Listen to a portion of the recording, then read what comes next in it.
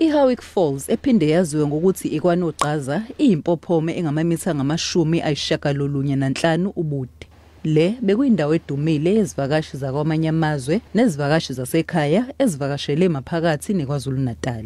Kodwa-ke ngaphambi kobhubhane lwe-COVID-19, abantu bendawo bakhale ngokuthi ilahlekelwe yisasasa lokhanjelwa izivakashi ngenxa yesimo sayo esibi.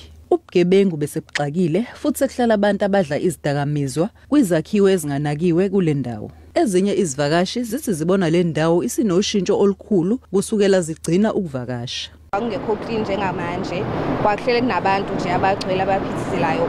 Na ungazizwa uphephile mawusendaweni ngisho nokhipha ifone awukwazi nokuyenza ngoba uyasaba ukuthi umuntu angazoyithatha. Osomabhizinisi abancane bathi izivakashi sezicalile ukubuya kanti nebhizinisi selithe ukusimama. Bathi nezokuphepha sekuqinile. Kwamanje ngathi yonke into ihamba kahle-ke kusho ama-tourists afika ama-local noma ama-provincial wonke umuntu nje ejabula ukufika endawo ephephile. Iziphathimandla zendawo zithi zizama ukuheha amabhizinisi ukuze kusimame umnotho wendawo. Kunamabhilidi lana angasetshenziswa.